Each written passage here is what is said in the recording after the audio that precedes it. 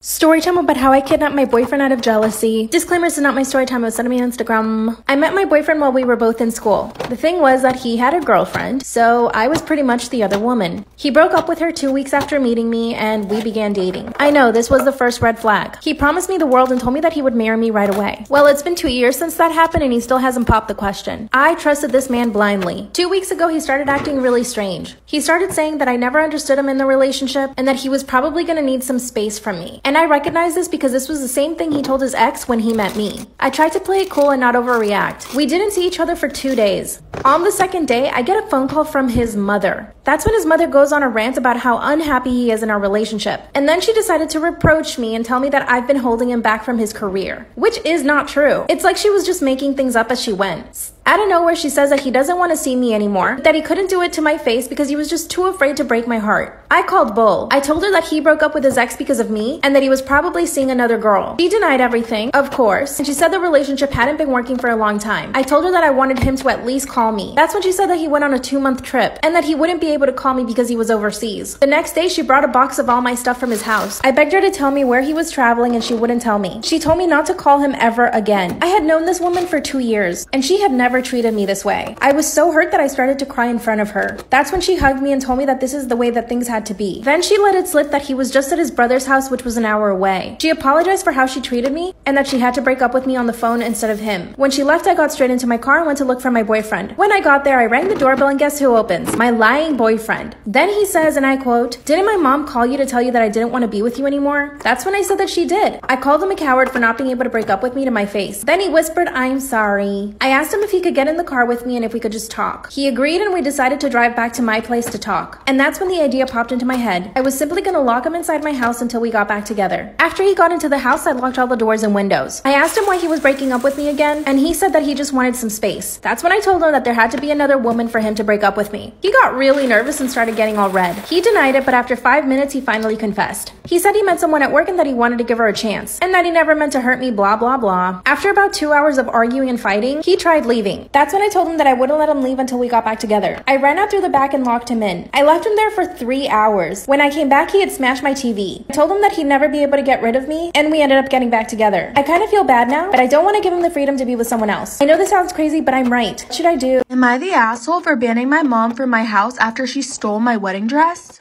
My mom has a tendency to be very reactive and she's extremely superstitious and sentimental, and I'm not. I'm currently planning a wedding and we are both broke students, so it's pretty low budget.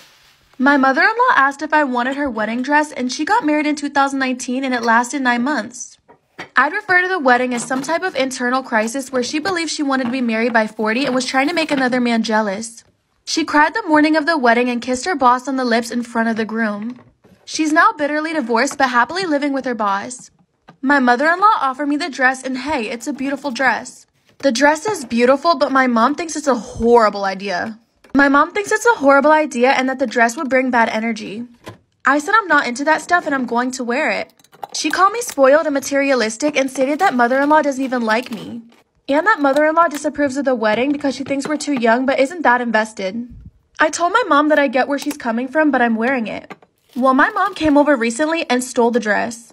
I called and confronted her and she said that she's disappointed that I'm shallow and I want to wear a dress from an adulteress with a failed marriage. I said she has 2 hours to return it or I'm calling the cops. She did return it, but I told her she's banned from my house forever. My mom cried and apologized and thinks I'm being really harsh. Today I effed up by accidentally dosing my entire adult family with LSD. This happened a couple of weeks ago at Thanksgiving. My boyfriend and I recently moved into a bigger place together with a few spare bedrooms and a large kitchen. And to celebrate, we decided to host Thanksgiving at our house this year. Usually, all family meals are held at my aunt's house, but she recently got divorced and unfortunately had to sell the house. This year, we wanted to invite everyone we could since 2020 was limited to just my parents and my boyfriend's mom. We invited my parents, my boyfriend's mom, 3 aunts of mine, 2 uncles, and 6 cousins, all between the ages of 10 to 19. We prepared for 2 days leading up to Thanksgiving. We made pretty much everything ourselves, except for a few appetizers. I've recently been getting into baking, so as a treat for the adults, I made some edible hard candies with a small 10 milligram dose of THC in each candy. We had dinner early around 4 p.m., and all the kids were in the media room playing a racing game on the PlayStation. Once everyone finished their food, we asked the adults if they'd like to partake in my edible experiment. And being a California family fairly used to cannabis, everyone agreed. We had our candies and waited roughly 1 hour, and when nobody was feeling anything, we decided to have another. I figured the amount of food that we had just consumed, plus my novice edible producing skills, led to a dead batch. So I reached way back in the fridge to get the jar of store-bought gummies that I purchased months ago from a dispensary. I found the gummies, but they were in a plastic baggie instead of a jar. I assumed that my boyfriend had repurposed the jar or transferred them to a bag when we moved. Every adult in the family had one gummy, and we decided to take a little walk, but my boyfriend stayed behind to keep an eye on the kids. We left around 5:20 p.m., and we started to feel our gummies around 15 minutes into the walk. The sky seemed to be a brighter shade of orange after the sunset, and a few of us got the giggles. Around 30 minutes after we left the house, I got a call from my boyfriend sounding very nervous as he asked, "Did you get these gummies from the jar or from the baggie?" I said, "The baggie?" and I received a large sigh in response. Then it hit me. We had eaten the gummies from the dispensary with friends on the night of our move. We'd had lots to drink that night, and it totally slipped my mind. These gummies were like 2 to 3-year-old LSD gummies that we purchased at a music festival in 2018. My boyfriend didn't have to say anything for me to realize the enormity of the screw-up that I'd made. I told him to stay calm and not to let the kids leave the media room until we got home. He hid the remaining gummies in our room, and I told my family we should probably head back. The next 20 to 30 minutes of our walk back were filled with laughter and lots of pit stops to examine Christmas lights, mailboxes, and trees that my family members were enormously impressed by. I, on the other hand, was trying my best to figure out how to tell my parents, aunts, uncles, and soon-to-be mother-in-law that instead of a small dose of weed, which they're all familiar with and used to, they were in for an 8 to 10 hour experience with good old Lucy. I decided to wait until we were home in case any of them freaked out. We arrived home, and all of my family members were in stitches laughing at each other's jokes and impersonations. I asked my boyfriend for advice, but he seemed overwhelmed and just wanted to lie down for a bit. My 19-year-old cousin said that he'd watch the kids, so I went back upstairs to join my family. I realized that as far as accidental druggings go, this was a pretty ideal situation, except for the 5 minors in the house. I took my now fully tripping family out onto the porch to sit around the fireplace and calmly informed them that they had taken 125 micrograms of LSD instead of the 15 micrograms of THC that I'd told them they'd taken. My mom and one of my aunts started to hyperventilate a bit, and my boyfriend's mom went to find her son. I calmed my family down, and they all quickly became enthralled with the fire pit and the stars. Briefly interrupted by the occasional question about trip length and asking if the kids were being taken care of. They called me an idiot, and I agreed with their judgment. I left them outside to enjoy the stars, and I went to check on the kids, my boyfriend, and his mom. The kids were all eating popcorn, watching Star Wars, and hardly noticed me coming in. But my oldest cousin could tell that I was out of sorts, and I had to clue him in. He laughed and once again asserted my idiocy, and I once again agreed. He told me not to worry and that he'd put all the kids to bed and just to relax and have fun with the family. I checked in with my boyfriend and his mom, and they both started howling with laughter when they saw my defeated face enter the room. I finally started to join in on the laughter, making fun of the ridiculous situation I'd gotten us all into.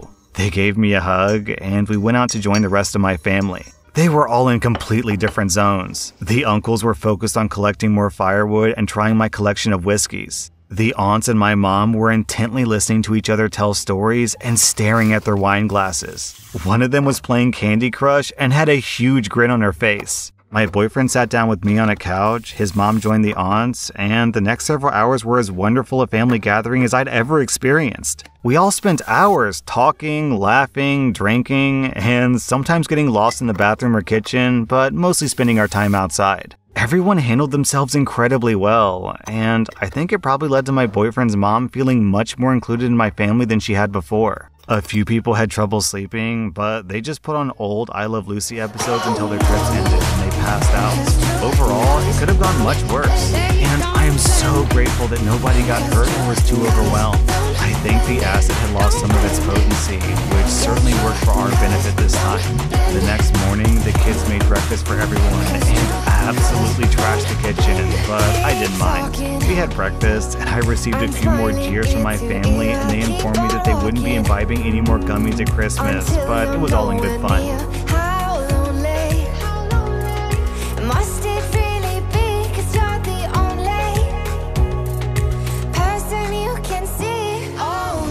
Hi guys, thank you for watching. I love you guys so much. Please like and subscribe to see more great videos. See you again.